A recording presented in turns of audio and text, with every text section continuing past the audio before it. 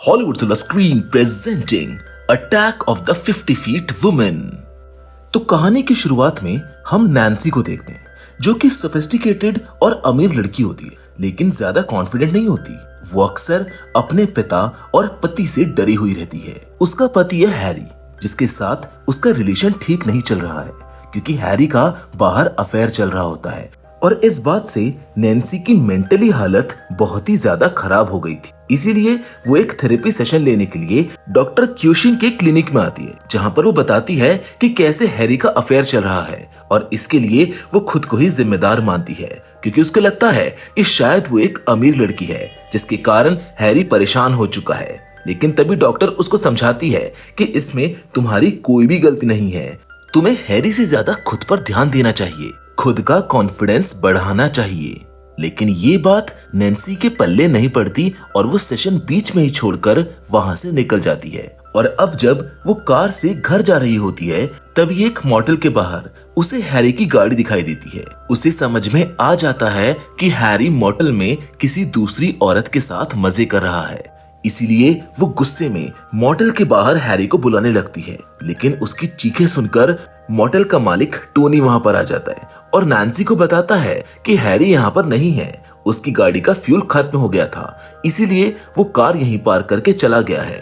Nancy को पता होता है कि टोनी झूठ बोल रहा है, लेकिन फिर भी वो वहां से चली जाती है। खैर, वहां से जाते हुए हैरी उसको देख लेता है, जो उसी मोटेल में हनी नाम की एक लड़की के साथ होता है। अब हनी हैरी से कहती है कि तुम्हें नैन्सी से डिवोर्स ले लेना चाहिए, जिस पर हैरी कहता है कि अभी समय सही नहीं है, एक बार सारी प्रॉपर्टी नैन्सी के नाम पर हो जाए, उसके बाद मैं उसको छोड़ दूंगा। दूसरी ओर बेचारी नैन्सी जिंदगी से परेशान होकर एक रेगिस्तान में आती है, जहां पर वो काफी देर तक बैठी होती है कि तभी उसकी नजर ऊपर आसमान में जाती है और वहां पर उसे एक स्पेसशिप दिखाई देती है। अचानक से उसमें से एक रोशनी निकलती है, जो सीधा नैन्सी के नेकलेस के अंदर चली जाती है। अब नैन्सी इस चीज से डरकर वहां से अपनी गाड़ी तेज करके भागने लगती है। भागते हुए वो वापस जब शहर आती है, तब शहर का डिप्टी चार्ली और डैन भी उसको देख लेते हैं और नैन्सी का पीछा करने लगते हैं। डरी हुई नैन्सी वापस मोटेल में आती है और हैरी को बुलाने लगती है, लेकिन तभी वहां पर पुलिस ऑफिसर डैन भी आ जाता है और पूछता है कि तुम इतनी तेज गाड़ी क्यों चला रही थी।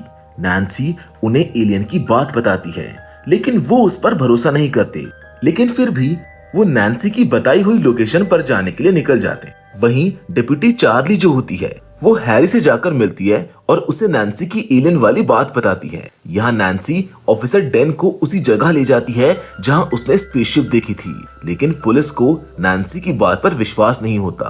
पर तभी अचानक से सामने से एक लाइट इनकी तरफ आने लगती है, जिसे एलियन की लाइट समझकर नैन्सी पैनिक होने लगती है, लेकिन ये एक कार की लाइट होती है और उसमें से आते हैं उसके पिता हैमिल्टन, जिनको पुलिस बताती है कि इसकी मानसिक हालत खराब है, इसीलिए वो उसको अपने घर ले जाते हैं। खैर, अब घर आने के बाद हैमिल्टन नैन्सी से प्रॉपर्टी के पेपर्स पर उसका साइन लेते हैं और उसको बताते हैं कि अब ये सारी प्रॉपर्टी तुम्हारे नाम पर हो गई है, जो उसे अपनी माँ की मौत के बाद मिली थी। ये सारी प्रॉपर्टी उसकी माँ की थी और उसके जाने के बाद अब नैन्सी के नाम पे हो गई थी। इसी दरमियान वहां पर हैरी आता है, जिसको देखकर नैन्सी खुश हो जाती है, पर वो नैन्सी को बाहर जाने के लिए कहता है, जिसके बाद वो हैमिल्टन से कुछ बात करने लगता है, लेकिन हैमिल्टन गुस्से में कहता है कि तुम्हें अपने अफेयर को रोकना होगा, इससे मेरा नाम पूरे शहर में खराब हो रहा है, या फिर जो भी करना है वो छुपके से करो,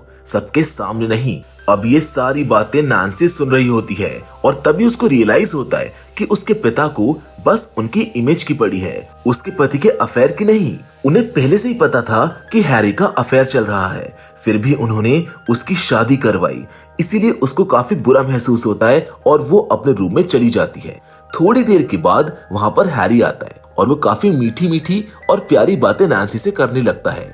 नैन्सी थोड़ा गुस्सा होती है कि इसका अफेयर चल रहा है, लेकिन हैरी बताता है कि मैंने उस लड़की से ब्रेकअप कर दिया है, जिसकी बात नैन्सी पूरी पिघल जाती है। और आगे हैरी उससे पूछता है कि तुमने रेगिस्तान में क्या देखा था। नैन्सी थोड़ा हिचकिचाने के बाद सारी कहानी उसको बता देती है, लेकिन हैरी उस पर विश्वास करने के लिए मना कर देता है।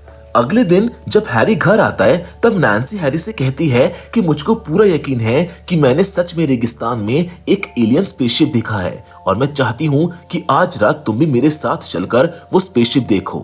हैरी कहता है कि ठीक है, मैं चलूंगा, पर अगर हमको कोई भी स्पेसशिप नहीं दिखाई दी तो तुम्हें पागलों वाले अस्पताल में भर्ती होना पड़ेगा इलाज के लिए।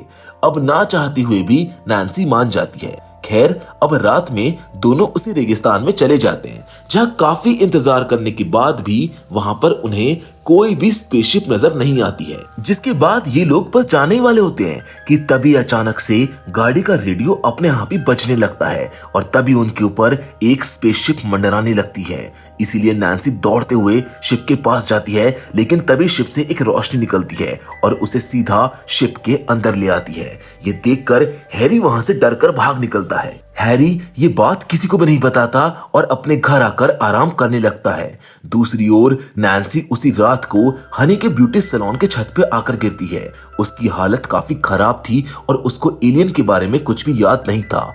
हनी तुरंत उसके पिता को कॉल करती है और नैन्सी के पिता आकर उसको घर ले जाते हैं, जहां उसके घर पे उसकी साइकाइट्रिस्ट यानी डॉक्टर आती है और चेकअप करती है, जो उन दोनों को बताती है कि नैन्सी को एनीशिया का अटैक आया है, इसीलिए उसको कुछ भी याद नहीं है कि उसके साथ क्या हुआ है। हैमिल्टन हैरी के ऊपर आरोप लगाता है कि तुमने मेरी बेटी के साथ कुछ उल्टा सीधा किया है, इसीलिए उसकी हालत खराब है, जिस बात पर दोनों का झगड़ा शुरू हो जाता है।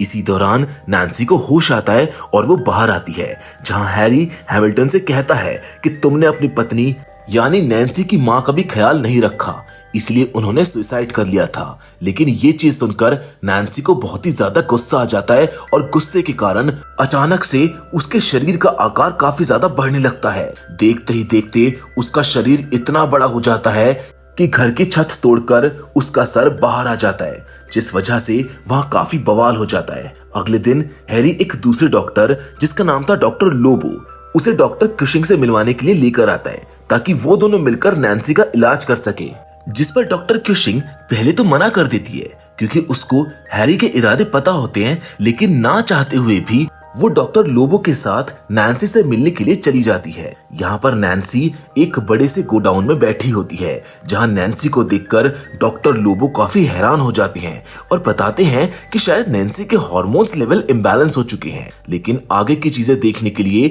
मुझे नैन्सी को अपने क्लिनिक पर चेकअप के लिए ले जाना होगा।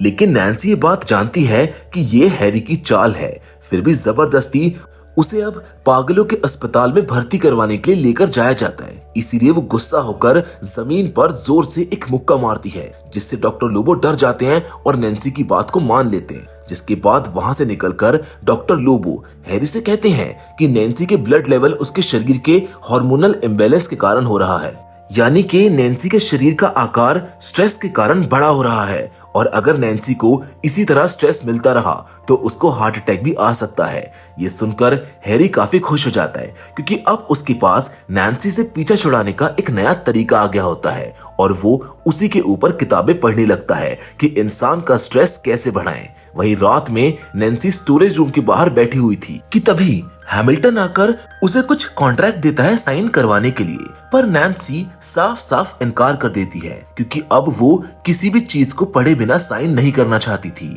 वो अपने पिता को बताती है कि मैं इन पर तभी साइन करूंगी जब कॉन्ट्रैक्ट पढ़ने लायक होगा। अब ये पहली बार था कि नैन्सी ने अपने पिता को उल्टा जवाब दिया है। इससे हैमिल्टन काफी गुस्सा हो जाता है और उसको काफी भला बुरा कहकर वहां से निकल जाता है। दूसरी ओर हैरी अपनी जिंदगी में मजे कर रहा था। वो हनी के साथ एक जगह पर आता है और दूरबीन से उसे बाहर बैठी हुई नैन्सी को दिखाता है, जो आकार में इतनी बढ़ गई थी कि दूरबीन से सीधा इनको दिख रही होती है।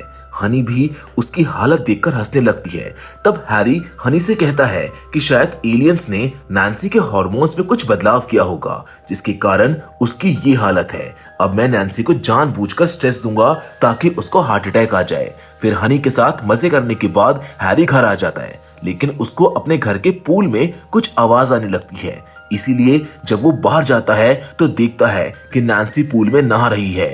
वो बताती है कि मेरे दिल की धड़कनें काफी बढ़ गई थी और डॉक्टर लोबो ने मुझे रिलैक्स करने के लिए कहा था, इसीलिए मैं यहाँ पर आ गई। लेकिन हैरी उसे काफी ऊटपटांग चीजें बोलने लगता है, जिससे अचानक से नैन्सी के दिल की धड़कनें काफी बढ़ जाती हैं और उसको दर्द होने लगता है।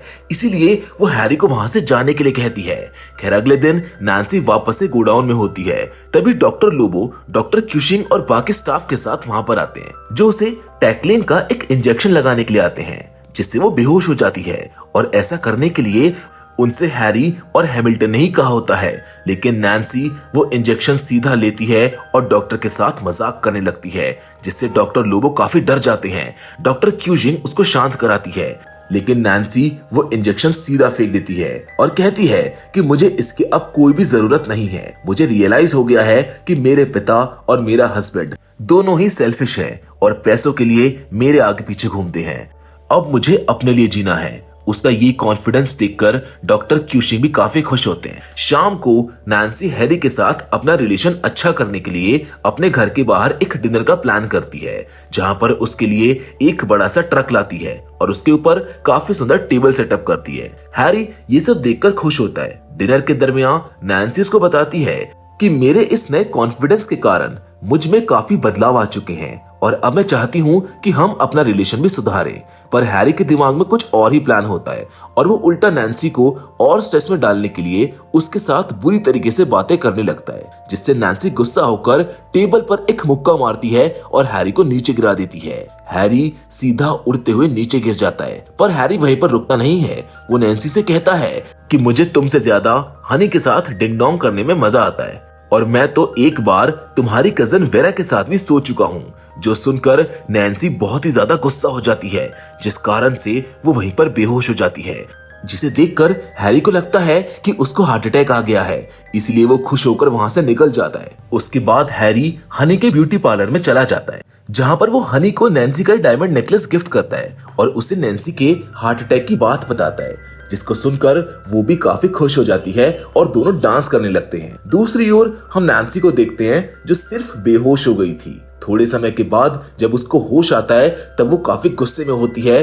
और उसे अब हैरी से कैसे भी बदला लेना था। इसीलिए वो हैरी को ढूंढते हुए सीधा टाउन की तरफ जाने लगती है। लेकिन जब वो टाउन पहुंचती है तो लोग इतनी बड़ी औरत को देखकर बहुत ही ज्यादा डर जाते हैं और वहां पर अफरा तफरी मच जाती है। थोड़े समय के बाद वहां पे डॉक्टर क्यूशिंग और लोबो भी आ जाते हैं और वो नैन्सी को ये सब कुछ रोकने के लिए कहती हैं, लेकिन नैन्सी मना करती है और कहती है कि मेरे साथ जो कुछ भी हो रहा है वो सब हैरी के कारण हो रहा है और इसका मैं बदला लेकर रहूंगी। दूसरी ओर हैमिल्टन मेयर के साथ एक मीटिंग में होते हैं कि तभी उसको कोई कॉल करके नैन्सी के बारे में बताता है, लेकिन वो इन बातों पर विश्वास नहीं करता। इसके बाद जब वो खिड़की ओपन करता है तब वो खुद नैन्सी को वहां से गुजरते हुए देख लेता है, जिसको देखकर वो सुन रह जाता है। यहाँ पर नैन्सी अब पूरे शहर में घूमने के बाद हनी के पार्लर पर आ जाती है। नैन्सी को खिड़की से देखकर हैरी एक टेबल के नीचे छुप जाता है। वहीं हनी एक बंदूक लेके हैरी को बचाने के लिए जाती है,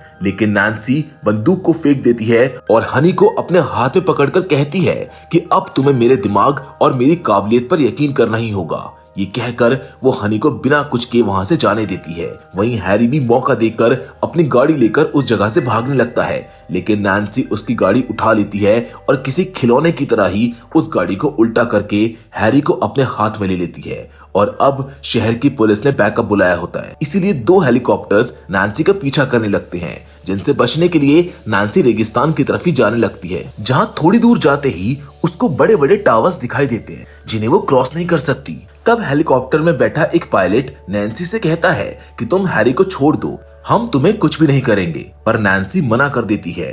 लेकिन इसी बीच वहां पे शेरिफ डैन भी आ जाते हैं और वो दोनों हेलीकॉप्टर के पायलट्स को ऑर्डर देते हैं कि वो लोग नैन्सी पर हमला नहीं करेंगे। अब यहाँ पे शेरिफ डैन के साथ हैमिल्टन भी होता है और वो एक मेगाफोन की मदद से नैन्सी से बात करके उसे मनाने की कोशिश करता है, लेकिन वो बच्चों की तरह बात करने लगता है, जैसे कि नैन्सी बेटा छोड़ दो अपने छोटे से पति को, ऐसा नहीं करते, तुम्हें चॉकलेट मिलेगा। लेकिन ये बातें सुनकर नैन्सी और भी गुस्सा हो जाती है और हैमिल्टन से कहती है कि आप ना तो कभी एक अच्छे पति बने और ना ही अच्छे पिता, आपको सिर्फ पैसे और मेरी प्रॉपर्टी की फिक्र थी। जो सुनकर हैमिल्टन को अब डर लगता है कि नैन्सी कहीं उसके सारे सीक्रेट्स ना रिवील कर दे और इसीलिए वो डेप्यूटी को नैन्सी पर गोली चलाने के लिए कह देता है, पर डेप्यूटी मना कर देती है। वो मेगाफोन दूसरे डेप्यूटी के मुंह पर कर देता है, जो कहता है कि जब तक मैं ऑर्डर ना दूं तब तक कोई भी फायर नहीं करेगा, लेकिन गलती से माइक्रोफोन में सिर्फ फायर शब्द ही सुनाई देता है, जिसको सुनकर पायलट हमला करने के लिए तैयार हो जाते हैं और नैन्सी पर गोली चलाने लगते हैं। पर नैन्सी के लिए ये गोलियां सुई की तरह होती है और उसको कुछ भी नहीं होता। इसके बाद नैन्सी हेलीकॉप्टर पर हमला कर देती है, पर तभी एक पायलट नैन्सी पर मिसाइल चला देता है, जिस कारण नैन्सी अब घायल हो जाती है। वो बिजली के वायर्स पर जा गिरती है और उसको काफी बड़ा बिजली का झटका लगता है। वो बेचारी वहीं पर बेहोश हो जाती है। वहीं हैरी ने जंप मारी होती है, इसीलिए वो सेफ था। अब सबको लगता है कि नैन्सी वहां पर मर गई है। ये जानकर सब लोगों को बुरा लगता है, लेकिन तभी वहां पर एलियन का स्पेसशिप आता है और नैन्सी को अपने साथ वहां से ले जाता है, जो देखकर फाइनली सबको नैन्सी की बातों पर यकीन आ जाता है। स्पेसशिप को देखकर सब लोग काफी हैरान हो जाते हैं। कहानी के अंत में हम देखते हैं कि एक अलग से रूम में हैरी 2 आदमियों के साथ बैठा हुआ था और वो 2 आदमी हैरी का थेरेपी सेशन ले रहे होते हैं, लेकिन हैरी सेशन के दौरान अच्छे से बात नहीं कर रहा होता और तभी रूम के ऊपर से नैन्सी और उसी की तरह 2 बड़ी बड़ी औरतें आती हैं। अब यहाँ हैरी उससे मिन्नतें करने लगता है कि मुझको बाहर निकालो, लेकिन नैन्सी उन 2 आदमियों को ऑर्डर देती है कि अगर ये कोऑपरेट नहीं करेगा तो इन्हें टॉर्चर करो। इसके बाद वो दोनों भी हैरी को पीटने जाते हैं और हम देखते हैं कि ये सब भी एलियन के स्पेसशिप में है, जिसके साथ ये कहानी यहीं पर खत्म हो जाती है। हम उम्मीद करते हैं कि आपको ये कहानी पसंद आई होगी। मिलेंगे आपसे अगली वीडियो में, लेकिन तब तक के लिए धन्यवाद।